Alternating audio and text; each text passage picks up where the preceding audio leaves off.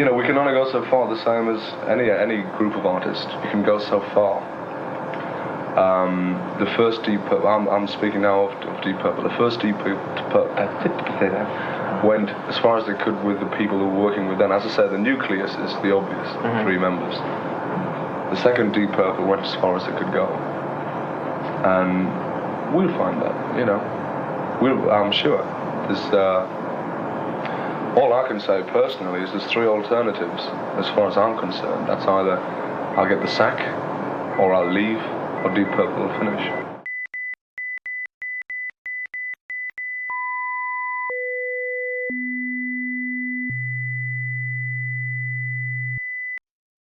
Here's a song for you! I remember my mum, God rest her soul, when she heard me listening to Whitesnake, thought, oh, he's got a nice voice, sounds a bit like Tom Jones. Well, I was born under that sign, left out in the cold.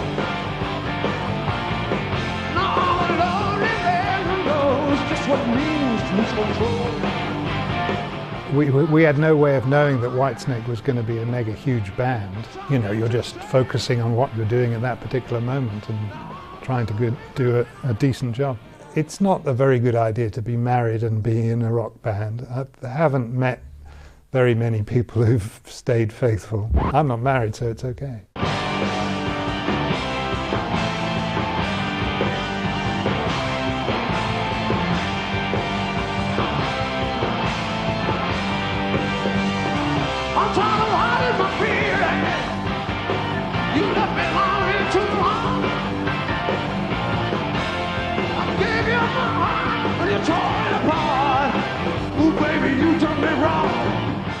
You know, we don't sort of go out there and dry ice it and all that kind of jive, you know. It's very important for this band to, like I said in the beginning, to be human. And the audience can identify with that. There's no prima donnas going around like before. And it got louder and louder, and so did I. To the point now where I have to get dressed up like a girly man and tease one's questionable bangs or hair. And it's all becoming a bit boring. You know, I was seriously encouraged going into the 90s, but it's going to be as stupid as the 80s.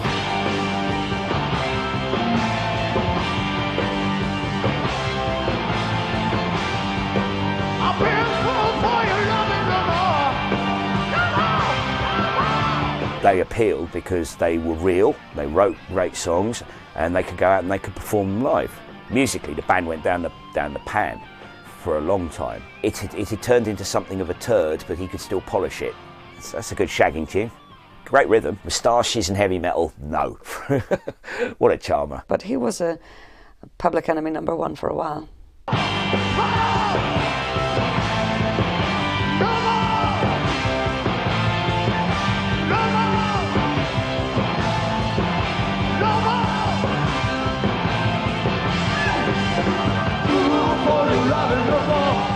People went to see Whitesnake at that particular point because they're a brilliant live band. You know, there was an audience there, but it was, you know, it wasn't going to be given to him on a plate. It's got to the point now where Mickey, Bernie and Neil have had some T-shirts made with Deep Purple on in big letters, and in small letters above it it says, "No, I wasn't in Deep, back in Purple." The release you can get is like the physical release, which I think is what we promote. Right? Physical release.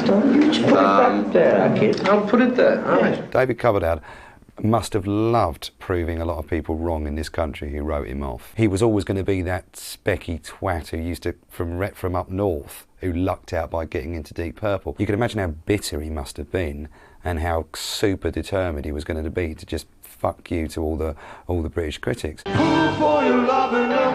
you talk about your fairy tale discovery? Yeah, with the accent on fairy. I've always wanted to get on, you know.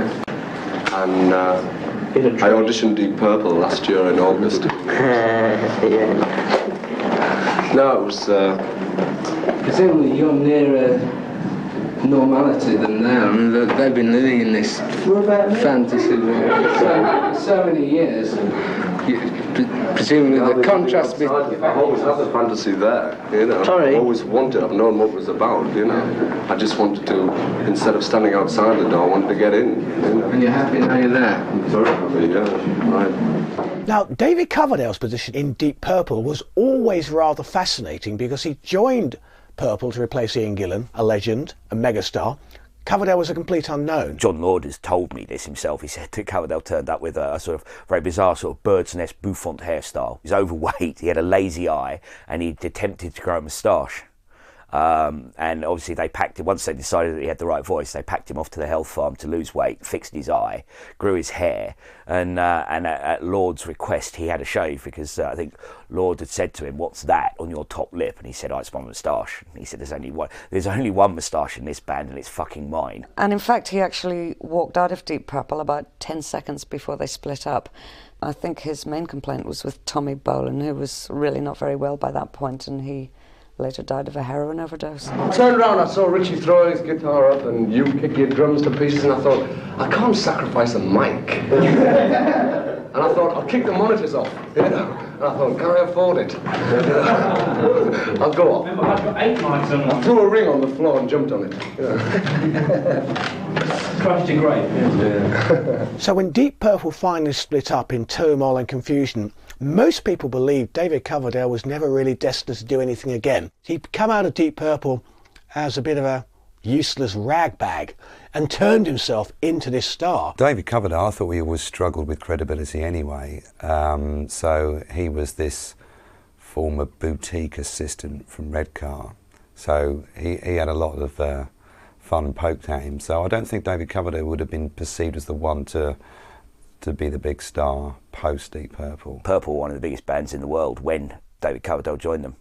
So it was a perfect launch pad really for him to sort of go on and do something else with another musical project, which of course is exactly what he did. When David left Deep Purple, he wanted to do something much more soul-y and bluesy, so his first couple of solo albums were very much a collaboration with Mickey and all his influences, which at that time were very American and not terribly sort of heavy at all, very soul-y, bluesy, funky, kind of Little Feat type grooves. The first one was called Whitesnake, and the second one, North Winds, was more going into rock and soul areas, and that in fact was the blueprint for the band Whitesnake.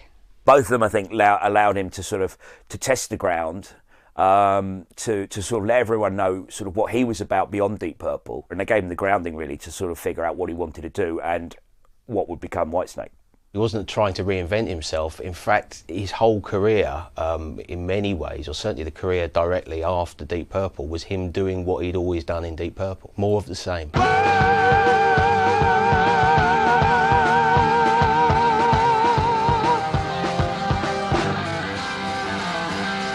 Mickey Moody was the only member of Whitesnake, who was to become a member of Whitesnake, involved on those solo albums.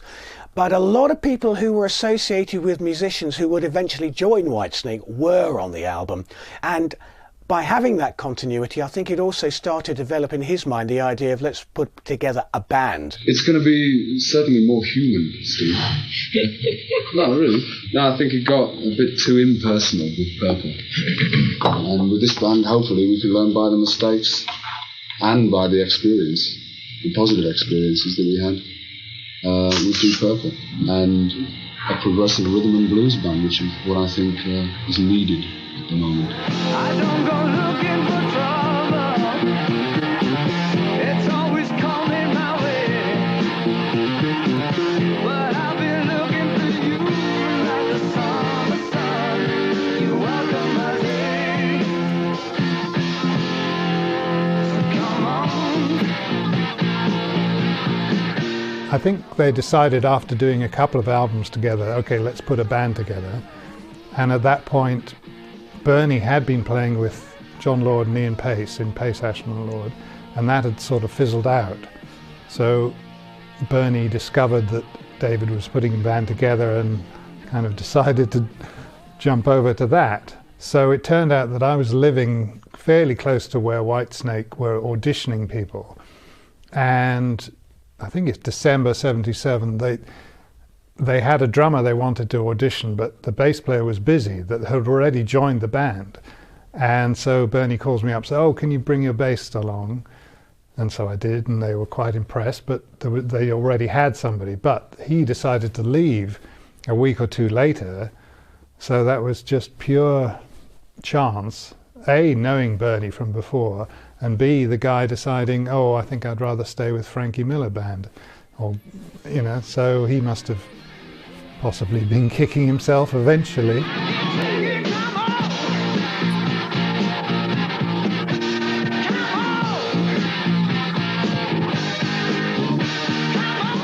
While a lot of the media might have been banging on about punk, there was always a huge following for heavy rock. It was all going on, the kind of university circuit, small theatres, bands like UFO, Thin Lizzy, all of that kind of stuff. And Whitesnake fitted into that. That's where they went. They went back to playing the universities. Whitesnake were fairly pub rock to start with, really. Because you've got to remember as well, near the end of Deep Purple, they weren't playing the biggest venues, although they're a legendary band. If you look at tour dates from some of the last tours they did, they were playing sort of provincial halls in England. They weren't doing, you know, just 4 nights at Wembley Stadium. It was very much running down a bit, really. Bloody Mary, the queen of the ball. Bloody Mary, you want it all. I've been looking for you. Bloody Mary. Bloody Mary. Woo. Bloody Mary.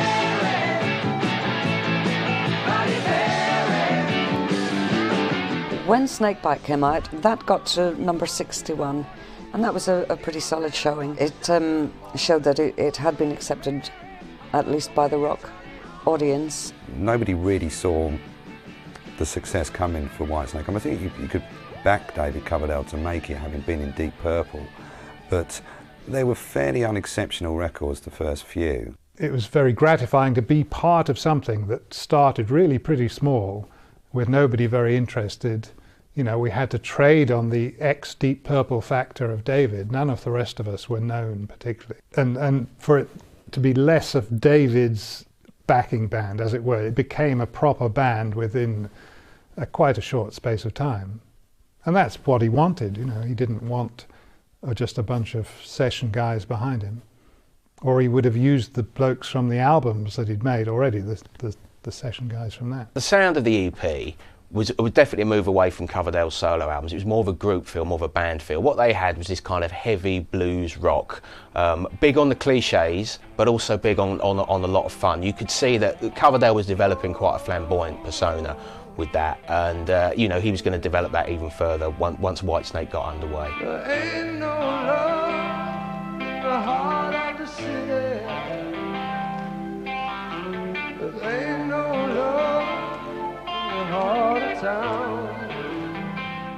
Freedom of expression within the framework of Whitesnake is so rewarding, so healthy. Whereas with Purple, we were restricted by the dogma of Deep Purple, which was that no-nonsense,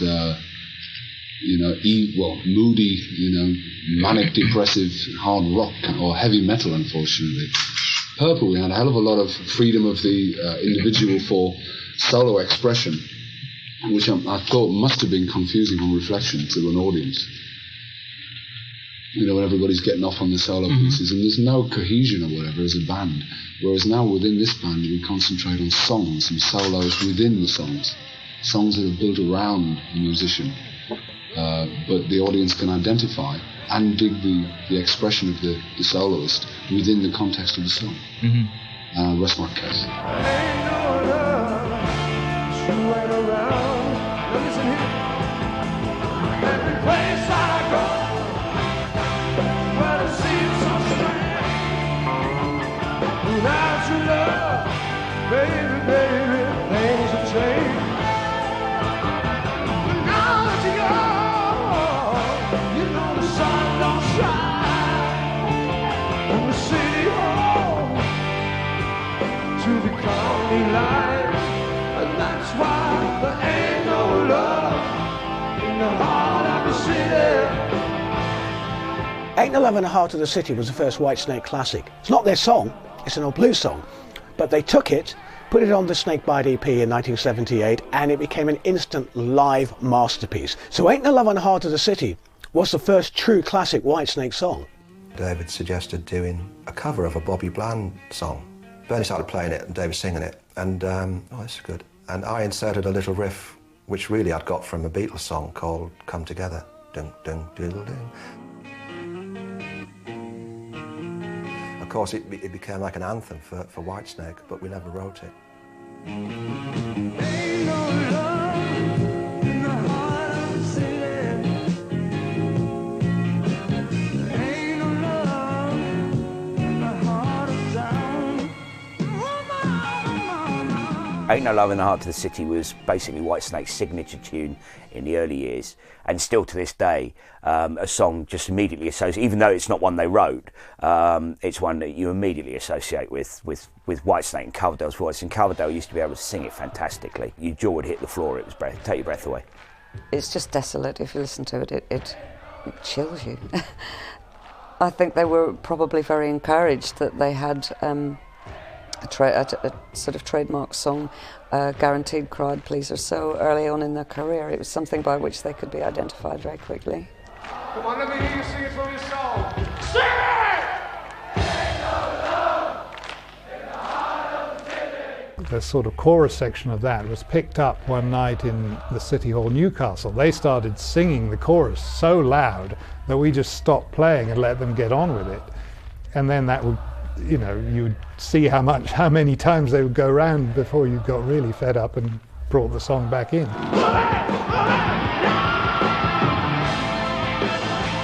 All the artists I was listening to, like black artists, you know, feeling artists, you know, I was experiencing exactly the same feelings.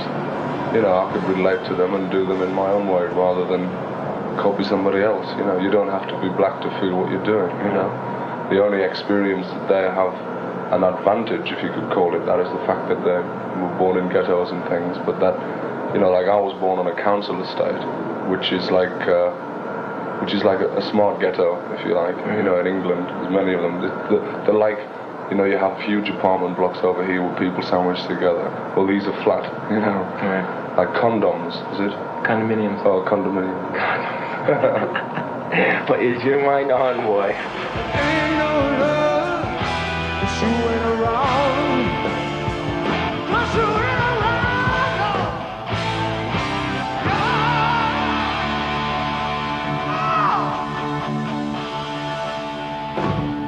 'Cause you ain't around. No.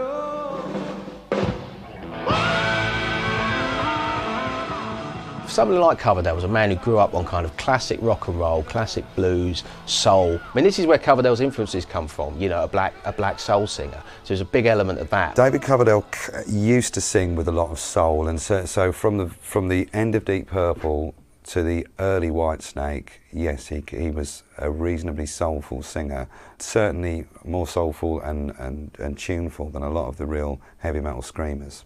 John, what's the reason why you became a member of Whitesnake? It was 2 years since Deep Purple finished, and I only did a few things, and I was getting a bit bored, and I needed to work, and I heard David's music, and it sounded great, so it seemed like the right thing to do. About the music, what's about the music? You made hard rock today. Will you make in the future perhaps experiments? Not really, it's just going to be English rock and roll. Mm-hmm. That's about it. It's coincidental that we were in the same band together before. Do you know what I mean? The reason that Lordy's in the band now is because he's the Governor keyboard player. Like we went through a succession of tosses, which just didn't cut it. You know, you turn around and go, come on! You know, the organ solo, and the guy had shit. You know, jump back.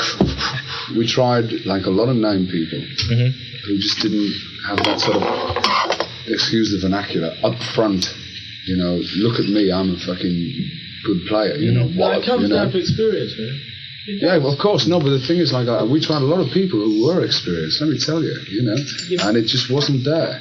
I mean, that fire, you know what I mean? The hunger wasn't there. When Dave asked me to join this band, that I had the chance to really play the way I've always wanted to play. Whereas in Purple, it was either totally one thing, which was soloing like a mad mother, or being a rhythm guitarist with keyboard shaped. And that was fine for Purple. It was a big part of the sound, you know, and everything. This band gives me much more chance to just be free in the way I play, and that which puts both those things together for me. John Lord joined for the Trouble album, and as a keyboard player in Deep Purple, that really added credibility to Whitesnake. It really helped. He was a popular figure with the audiences. He's a great musician. He seemed to fit into this sort of persona that Whitesnake were having of a bit of a kind of a gentleman's drinking club, and John Lord kind of slotted into that quite nicely. John Lord brought many things to Whitesnake.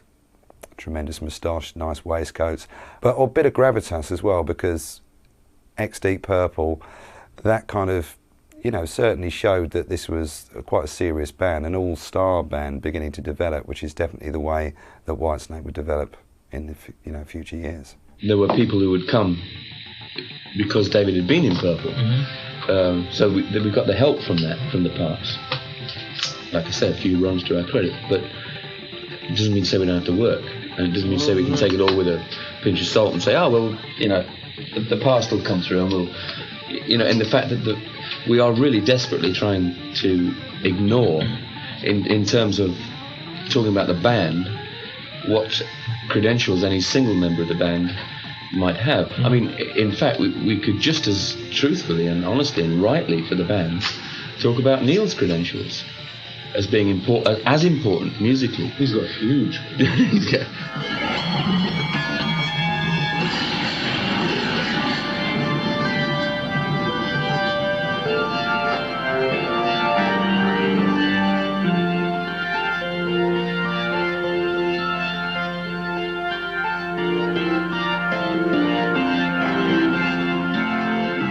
What John Lord brought in was a great stylistic pedigree. He was a great keyboard player who could fit in to either the classical approach, the bombastic approach, or in Whitesnake's case, to a much more blues rock feel.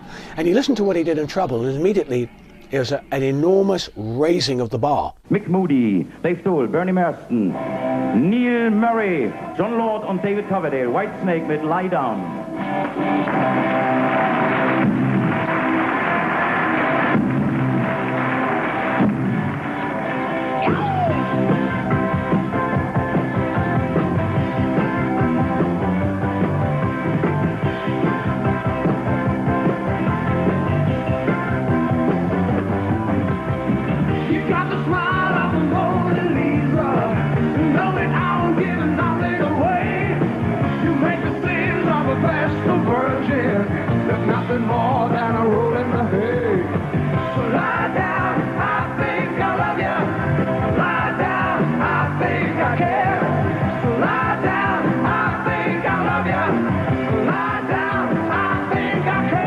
The Trouble album cost $20,000 altogether, artwork and everything. We just recorded so quickly and caught it all. That was 5 tracks in one night, remember? But it's so refreshing to get that hunger down, you know what I mean? Everyone's burning to do it, which is good, you know. It's a great feeling. At the end of Purple, there was like, shall we do it, you know, whatever. And the hunger doesn't come across. Good tunes, though, you know. Good, and the playing has always been excellent. But the real heart and that desperation to fucking impress, do you know what I mean, or project, just wasn't there anymore. Come on, girl, it'll be alright. Easy does it, not slow. You know, mama, that's tonight. Come on and let your feelings show. Take a look in the mirror. Tell me what you see. Now, if it ain't sweet surrender, you can blame it on somebody, not the devil in me. What they did is they developed that slightly tongue-in-cheek, heavy blues sort of rock groove that they had. Mickey Moody and Bernie Marsden, the guitar players, were collaborating with Coverdale on this, and they brought a lot to the table. They were the perfect partnership for Coverdale at this time. Although Bernie Marsden is underrated in terms of what he gave to Whitesnake, his writing partnership with David Coverdale wasn't prolific, but when it did actually score, it scored big time. The fact of having these two particular guitarists makes it so different from Purple for me. Like, not if you, even if you had one guitar player, you would always be compared to Ritchie. The fact that we got two makes it much more different to start with. But the personalities of Bernie and Mickey put it on such a completely different level that it's not your sort of posy heavy metal guitar rock hero thing, which, you know, I feel is a bit overdone. It's much more like Mickey has his own personality, Bernie has his personality, and they work together and separately. And it's not so much, well, here's another rock band, and they got a keyboard player, and they got the guitarist. In Purple, we had a star guitarist. In this one, we got a banker and a drunk. Going to feature a good friend of ours now. Going to play slide guitar for you. Sorry? Mickey Moody. It's a song called Coverdale believed that Mickey Moody had the makings of a world-class slide guitarist, if not the best slide guitarist in the world, and he wanted Mickey Moody to be recognised as such within Whitesnake. I need a woman to treat me good, give me everything that a good woman should. Every day and every night, she be waiting on a brown-eyed boy. Treat her right, I'm a lover to baby, sneaking up on you. I'm a lover to baby, sneaking up on you. I'm gonna give you my love, and use my turn. Yes, on the Love Hunter album, that was when Mickey Moody and Bernie Marsden and David really got settled into a real groove about what they were going to do, and definitely the writing was a lot stronger, and the cover was a little bit cheeky. Well, Love Hunter album sleeve is quite sexist simply because it has a woman clad in very little riding a writhing snake. Do you think it is? Me? Didn't bother me, I'm not a woman. I mean, did it bother anyone? Well, yes, yeah, feminists.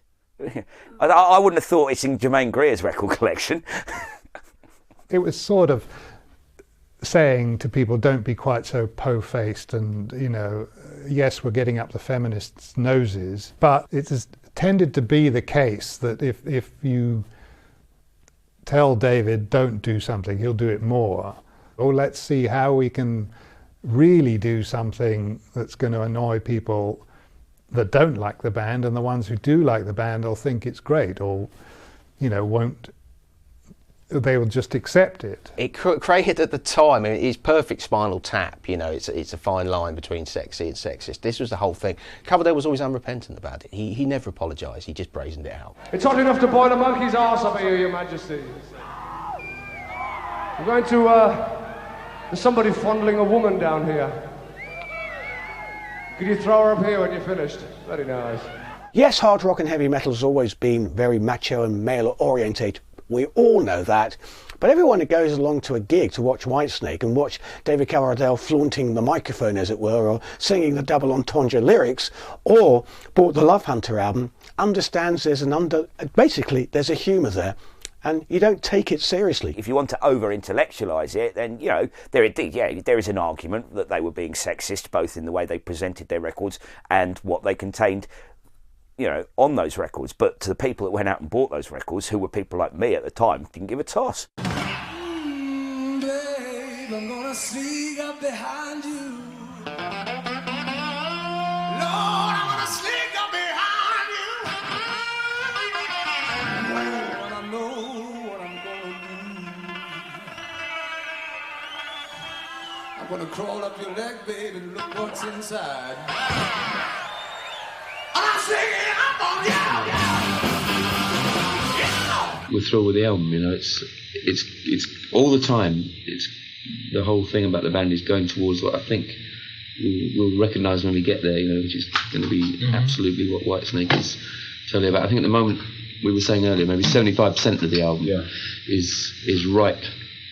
The other 25% is not putting the other 25% down, but just to say that You know, that's got to be brought into line, that little 25%. The peak it's about songs, though, like David was saying.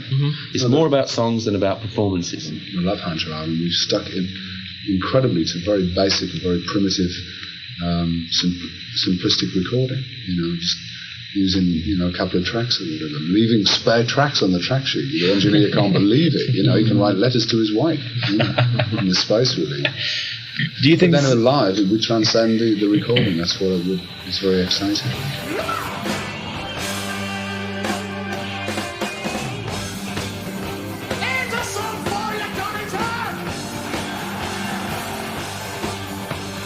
Walking in the Shadow of the Blues is one of the absolute stone cold Whitesnake classics. A great rock song.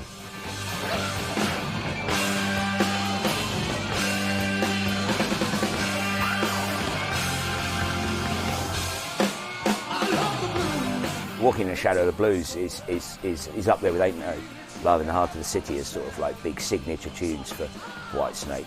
It's blues rock with balls, basically.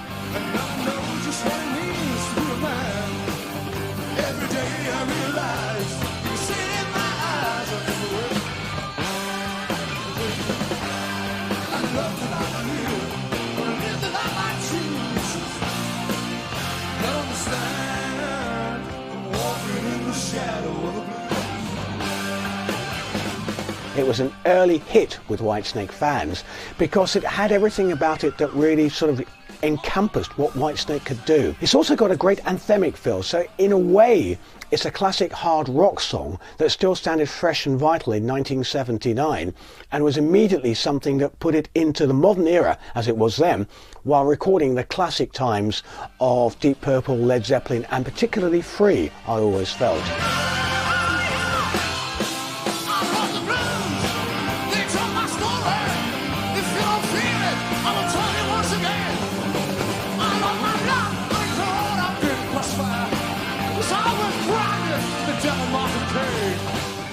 And I think that's one of the nice things about the Snakes. It can,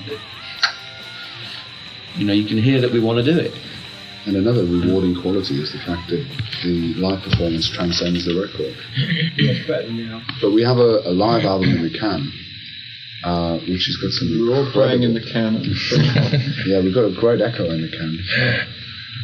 No, it really transcends what we actually recorded. In 1978 on the Trouble Tour, Whitesnake recorded their Hammersmith Odeon show, their first ever show at the legendary venue. That was done for Japan because the Japanese market, being the way it is, always demands more and more product from successful bands. It was a single album when it came out in Japan and did really well out there.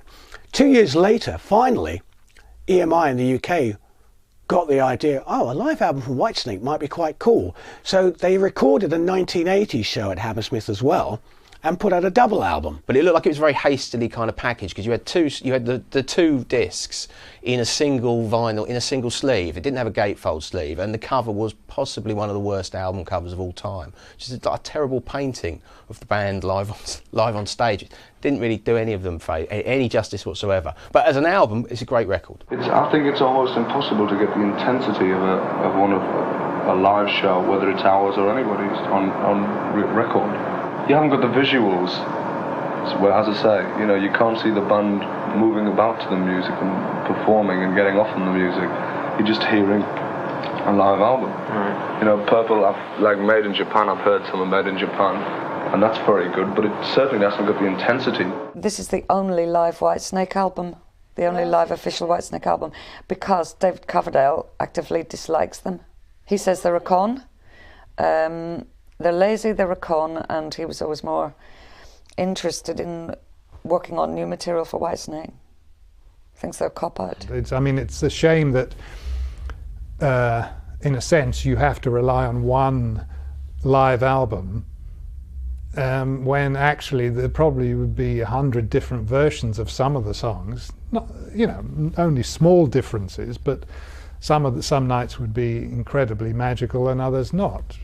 Typically, but you can't, it's just luck of the draw. But they sound brilliant on that album, absolutely fantastic, really sort of lean and powerful and hungry, and You know, they really do.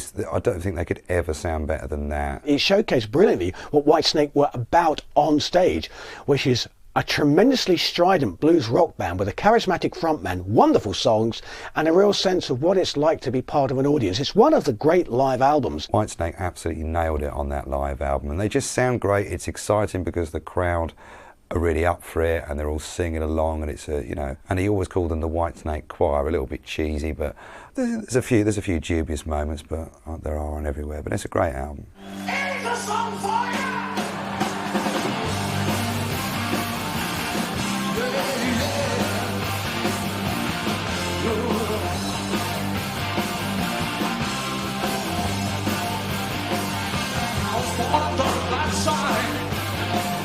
Fool for Your Loving had a very commercial, catchy riff.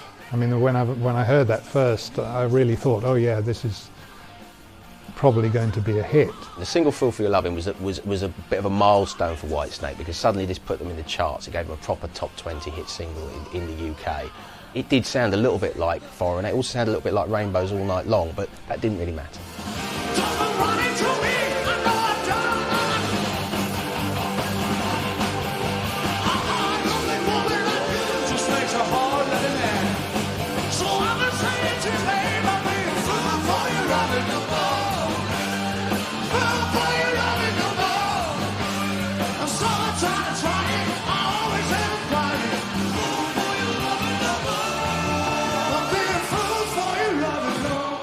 I've actually checked the recording schedules, and it is just possible that Whitesnake had heard All Night Long and thought, oh, we can base a song around that. Although I very, very much doubt it. I wanna touch you, I wanna feel you, I wanna make you mine. I wanna kiss you. I wanna lie down all night long. I wanna be with you all night long. I wanna lie down all night long. I wanna be with you all night long. To say that Fool for Your Loving sounds exactly like All Night Long by Rainbow, I mean, that's something I've actually never thought of, and believe me, I've listened to those tracks many, many times over many years. Thinking about it now, maybe, yes, you can see it, but I think, let's be frank, Fool for Your Loving is a better song. So I can say it today, I'll be a fool for your loving, fool for your loving, I'm so tired of trying, I always end up crying. Fool for your loving, David Coverdale gave an interview to one of the weekly music papers, I think it may have been Record Mirror, in which he promised grievous bodily harm to Ritchie Blackmore for this outrage, but it didn't do any lasting damage to either group. What if it was one great big publicity stunt? Oh yeah, but Ritchie Blackmore, I mean, he's not this, you know, he is the sort that you want to rip his head off, isn't he? I tend not to get too involved in people because, to be quite honest, I find a lot of people are boring. I find myself boring most of the time. Fool for your loving,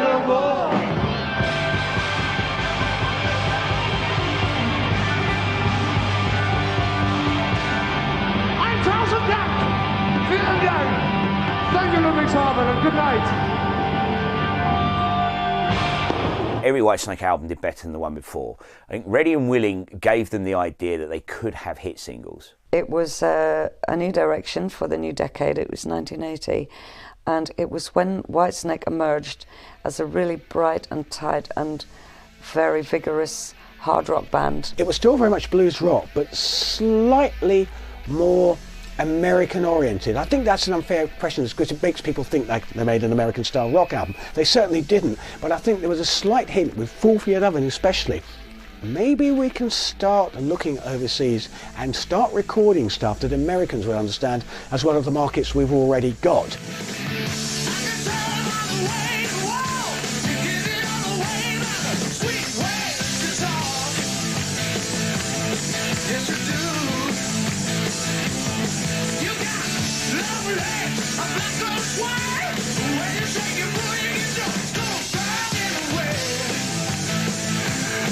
Yes, it does.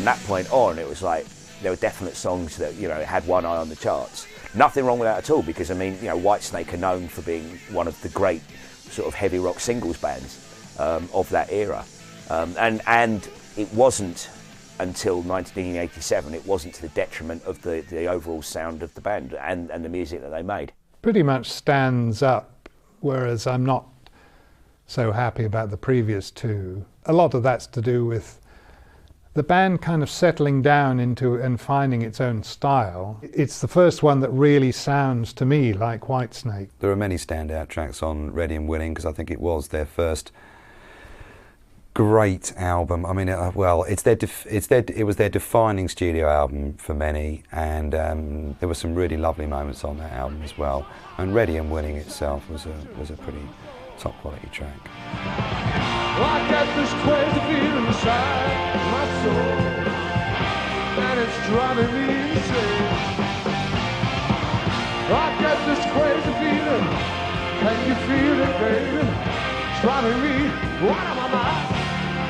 I'm talking about sweet satisfaction. Ian Pace had come into the band to replace Donald Duck Dowell on drums, another Deep Purple alumni. Ian Pace was, of course, along with John Lord, ex-member of Deep Purple. So now with Coverdale, Lord and Pace, yeah, it kind of upped the ante. Fans very excited by that. Is it hard work doing all that drumming behind such a loud band? Physically it's quite demanding. The hardest thing is keeping the sweat out of my eyes, believe it or not. That's the hardest thing. It's fun, but it's not that difficult, other than if you're not feeling like 100%, it can get a bit tiring after half an hour. And I think it was someone, again, that David Coverdale felt comfortable with. An old mate, someone he knew he could trust, and he was trying to move Whitesnake forward, and I think Dowell had reached the point where he couldn't develop anymore. Ian Pace could, so there was a real opportunity now to push on. The drummer was an excellent jazz funk style drummer. Neil was more or less forced to fucking play all these busy fucking sequences, right? Whereas with Pace, he was no nonsense, straightforward. Not to totally denigrate the guy who was on it. Am I going to call him now? It was a good young drummer, but his heart was not in really the same sort of place, I think, that our hearts were in when it came to making that, or making this kind of music. Dark, which is what we called the previous drummer, wasn't quite working out, and that therefore who would we ask? And there was, you know, fairly obvious. He was the cheapest guy going, and it was a fairly obvious answer to ask Ian if he was interested. The reason I held off from doing anything, I said there were chances of joining other formations, which would have just been sort of like doing a Deep Purple Mark 77, and that wouldn't have been correct. You know, I mean, so we've had a lot of static from the press in England about, oh, it's just Deep Purple under a different name. It's not.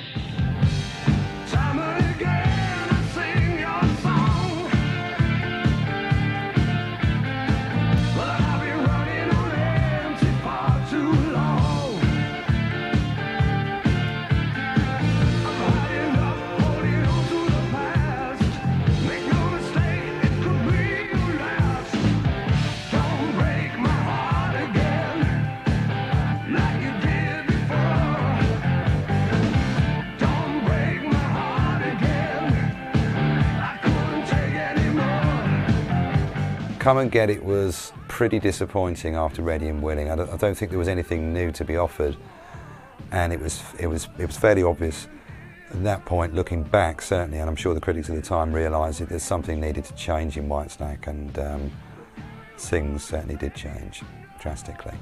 Come and Get It was really the end of an era for Whitesnake. It wasn't the last album that this lineup actually recorded together, but it was really the end of this time within Whitesnake's career. In many ways, this was the best album that was to be made by the era of Coverdale, Neil Murray, John Lord, Mickey Moody, Bernie Marsden and Ian Pace. I would say Come and Get It was the culmination or the peak of early Whitesnake's style, that defines the band as it was then. But at the time, there was possibly a sense that you know, they were going to have to go a little further. They're going to have to change the sound a little bit. We're in the 80s by this time, and there was a sense of what is Coverdale, what are Whitesnake going to do next, without starting to look a bit incongruous, if you want, in the new decade. It felt like a bit of a slip, and I don't think Saints and Sinners really rescued the situation too much either.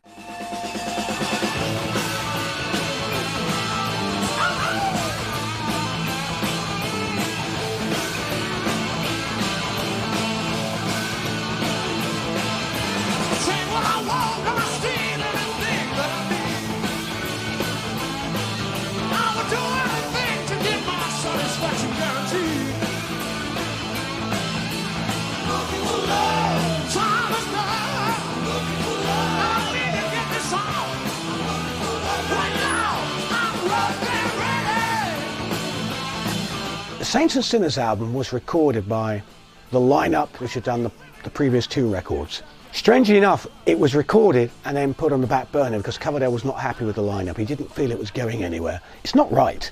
It's not what I want to do. It's a great record, but this lineup isn't working. They don't seem to have the same ambition that I have, and they seem to be rather lazy. So the Saints and Sinners album was recorded, and Coverdale just disbanded the whole group. Mickey actually left. Then a few months later, David decided to take the band away from the management record company, blah, blah, blah, and at the same time to change the lineup. And he didn't want to work with Bernie anymore. So he wasn't sure about me. He definitely wanted to bring Cozy Powell in. He wasn't sure about John Lord. He wanted to work with Mel Galley. So it was all up in the air for quite a few months. And a lot of what David has said about the attitudes and the kind of atmosphere in the band by that time is true, that we were getting a bit lazy and a bit predictable. The songs to me were starting to get very predictable. Same chord sequences, same grooves. You know, it was too obviously Whitesnake, if you see what I mean.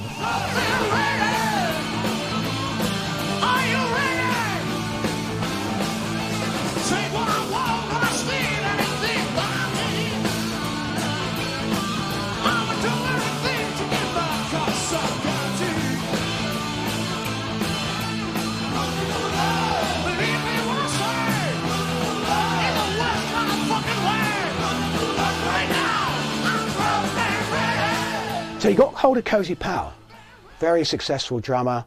Cozy was just one of the most spectacular and talented drummers that was around at the time, and he really made the most of his skills behind the kit with Whitesnake. Well, Cozy Powell, brilliant drummer. So whoever he drummed with, I mean, he was, you know, he just added, well, he added that ferocious power, basically.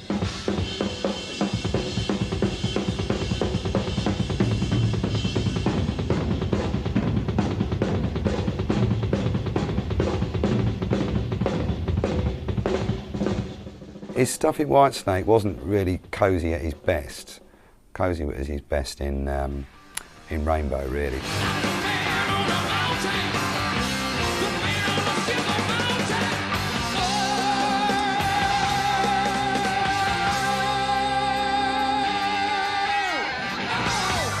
Mickey Moody was in there.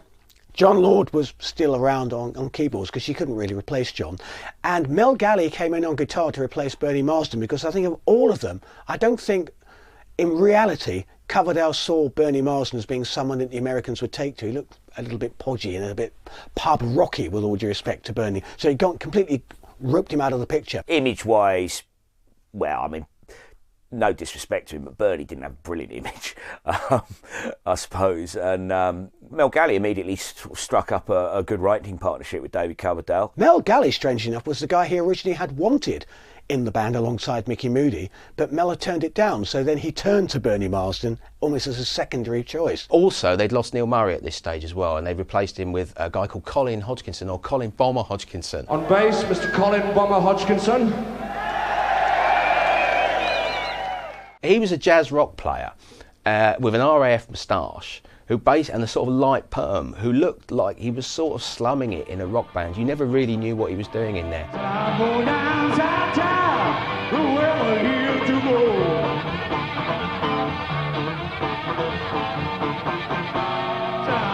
around Chicago, he got a change of gold.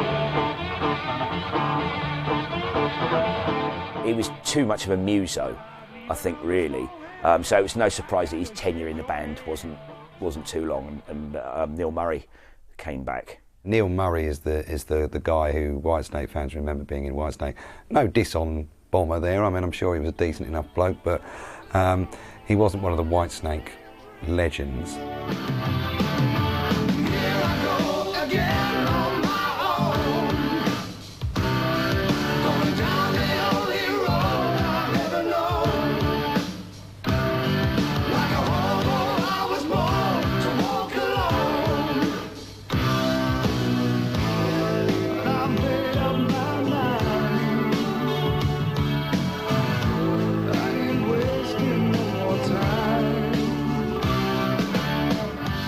Two hits on Saints and Sinners, which was Crying in the Rain and Here I Go Again. You know, great songs in the tradition of sort of good Whitesnake pop rock singles. And Here I Go Again, which was co-written with Bernie Marsden. Of course, he didn't really get to play on it, which was definitely a shame. They're wonderfully evocative stories, but also have a tremendous mood and a tremendous atmosphere. The band are playing brilliantly, Coverdale is singing wonderfully well, and there's an emotion about them.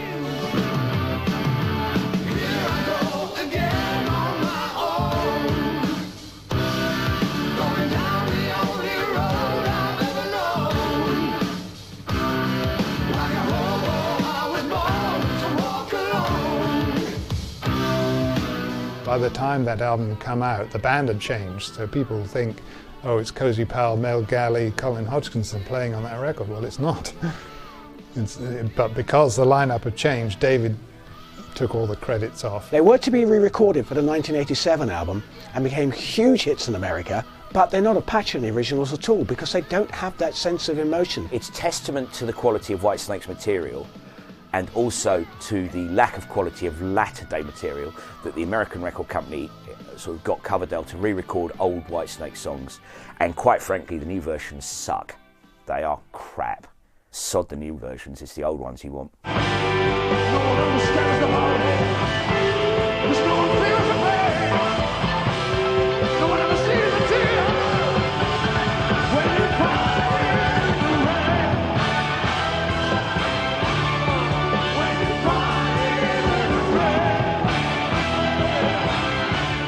Coverdale was determined to break America. This was now his complete ambition, his complete focus. I want to make it big in America. This was going to be the point where he became the most successful member of Deep Purple.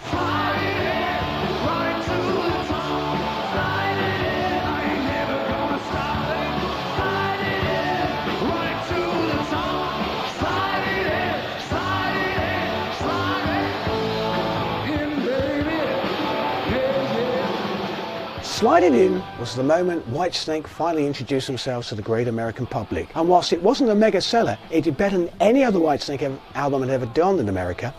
Sold over 500,000 copies. That's the peak. Whitesnake literally went like that. And Slide It In is there. I mean, that's the point where it all... I'm not saying it all goes wrong, but that's the point where Whitesnake completely changed. Become a completely different animal. I want you, I need you around, but you keep saying, babe, it's gonna take time. I know the heartache I put you through. Believe me, babe, I'm gonna make it up to you. You are the reason I'm down on my knees. Mickey decided to leave about a year after he'd rejoined. So he left at the beginning of '82, rejoined in the summer of '82, left again the summer of '83, okay? And that is when John Sykes comes into the picture, just to replace Mickey, really. He played with the Tigers of Pantang, then he joined Thin Lizzy, and he'd made a name for himself. He was a young kid, he looked great, he had that sort of little, the mane of hair, so he joined this Whitesnake, and at the point where Coverdale was becoming increasingly aware that the image was becoming more and more important. Somebody told me in the middle of the Lizzy tour in February that Whitesnake was interested in me, but like I was having such a good time with Thin Lizzy that I wasn't even interested in Whitesnake. And I never particularly liked Whitesnake, to be honest with you. Not because of David or anything, because I've always liked his voice. I left it not from even the Burn days, his voice is great. But it was just like the guitar side of things. In between there Well, I just thought Whitesnake was a little bit bland, and I just thought that the guitar players weren't really going to the new side of things. They tended to stay in the old vein and styles of playing, which is great, you know, but I like to look to the future. Sykes definitely brought something to the table, because suddenly Coverdale had a young, good-looking guitar hero to bounce off, and that is what heavy metal bands and heavy rock bands were supposed to look like in the 80s. It was supposed to be the singer and the guitar hero. Cozy Powell was still on drums. Neil Murray was brought back on bass because he actually looked quite good. David was there on vocals, looking like David always did. They had a guy called Richard Bailey playing keyboards, but pretty much off stage, so it was down to a four-piece. And it was a cut and thrust four-piece. Let's go for it. We look good. This is the time for Whitesnake, and this is a time for us to take America. He's a song for us.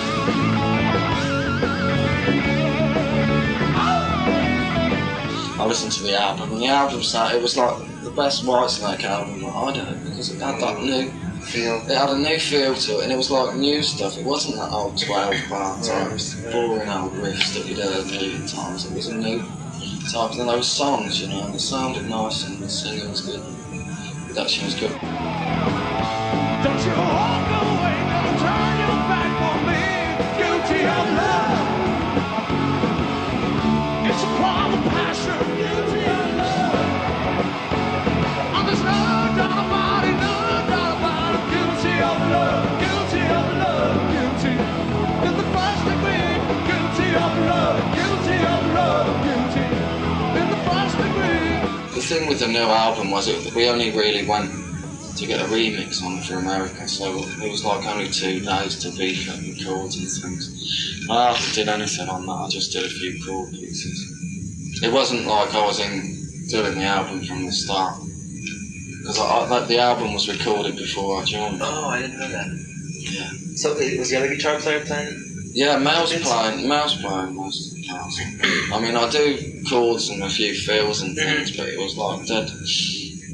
It was like we got to remix it and everything, and like it was just come in and beef it up, because it just tended to lack a little bit. If you listen to Saints and Sinners and then to Slide It In, okay, some of the songs on Slide It In are really pretty rubbish, but that's mostly the lyrics. Musically speaking, it's more sophisticated, and it was time for the band to change, in my opinion. Along the Whitesnake timeline, that's where you would say they stopped being the great traditional British heavy rock band and started to become Whitesnake copyright. Who knows where the cold wind blows? Ask my friends, but nobody knows. Who am I to believe in love? Oh, not so pure. Love ain't a stranger. Now, creatively, 1987, I'd say, isn't quite as good as Slide It In, but on a commercial sense, it fucking goes through the roof. The reasons 1987 broke are manifold. One, he had the time to do an album properly, i.e. David Coverdale. It's effectively a Coverdale solo album to some extent.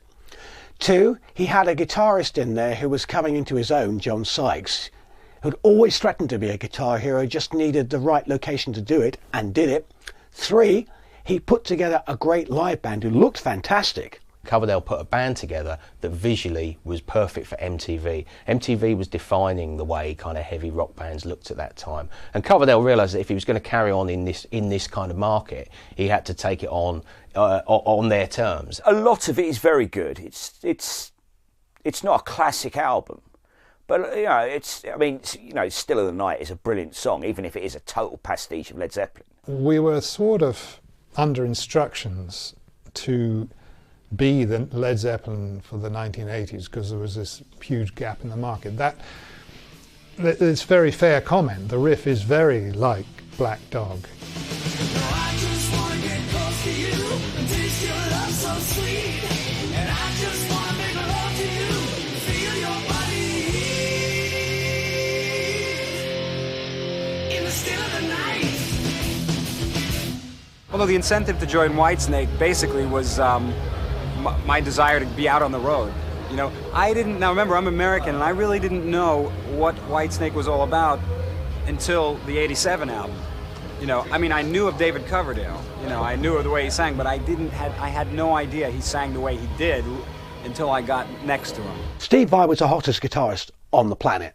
And I think Coverdale just thought, I want to work with this guy because it's going to really step me up. It proves I can get anybody I want. He'd previously played with Dave Lee Roth, and his sound suited the way that Dave Lee Roth made music. It was the right thing for Roth to do at the time. In Whitesnake, it was never a comfortable fit. I mean, he was a showman, very histrionic guitar playing style, but it was all flash over substance. I mean, Steve Vai should never have been in Whitesnake. He has no empathy whatsoever with the sort of music that they create. And the one time that I saw the band with him, they were terrible.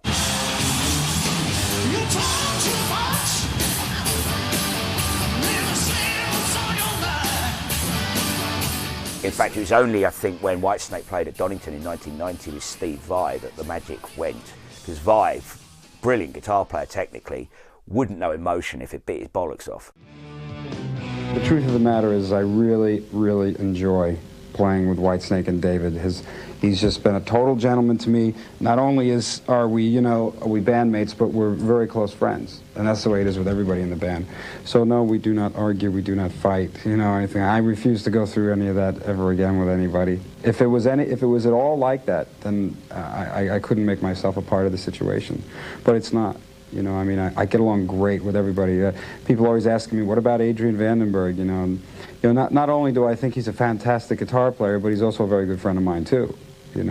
I refuse to put myself in any type of situation where there's any feelings of, weirdness or anything, because I don't need that. I interviewed David around the time of the album coming out. He was saying that Steve Vai has woven the finest tapestries since Axis Boulder's Love. Utter rubbish. What Hendrix did on Axis Boulder's Love is mind-blowing. What Steve Vai did on Slip of the Tongue was just rubbish. Shit. Technically, Steve Vai is a brilliant guitar player. And he's a lovely bloke. He's a very nice guy to interview. But he should never have joined Whitesnake. Have you ever asked him about Whitesnake? Yeah. Did you enjoy it? Not really. It's just something to do.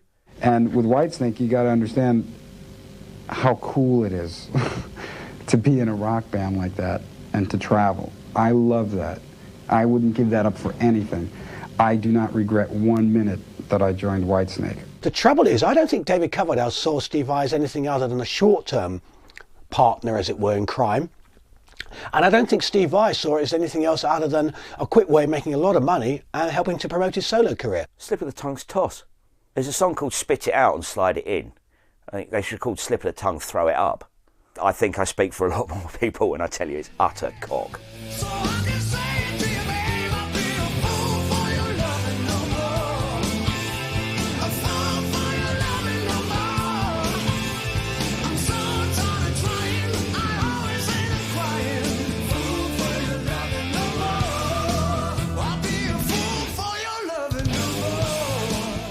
What sums it up perfectly is the re-recording of Fall for Your Loving, which appeared on the album, and you compare that to the original, and again, its production's great, playing's brilliant, but it doesn't have the same depth of the original. What's lacking on Slip of the Tongue to me is real depth, real emotion, and it could have been there. This is the problem with these albums and with a lot of the material that Whitesnake were doing at the time, is it was perfect for MTV.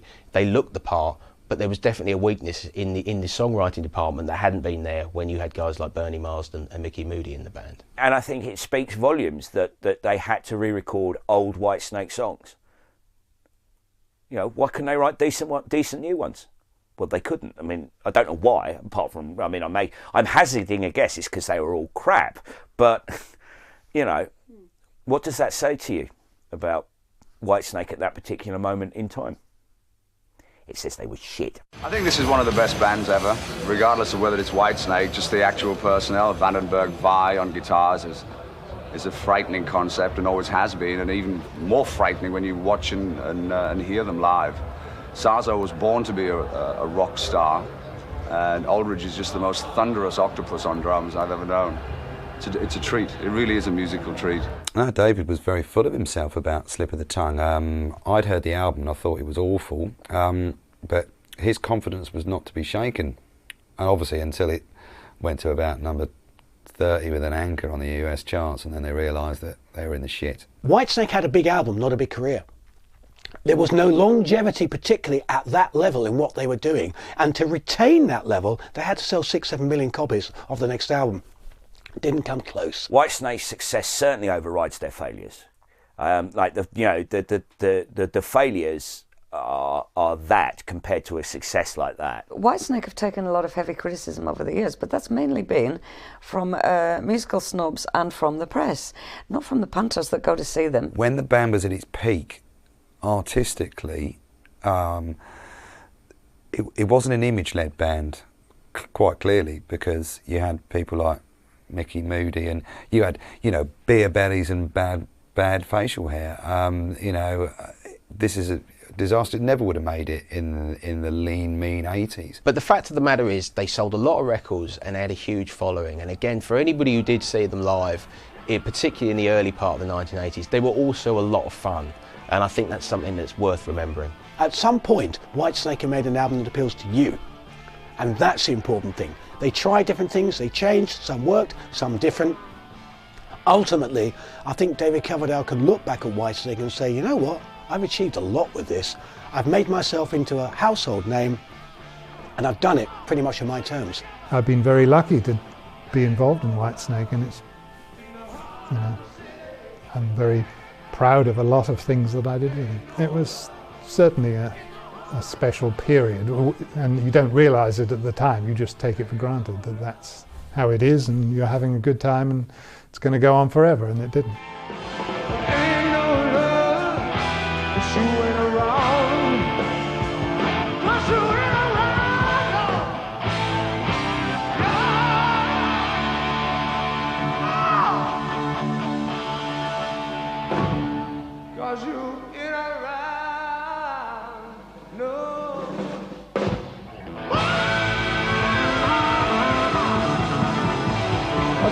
Thanks. Get it done.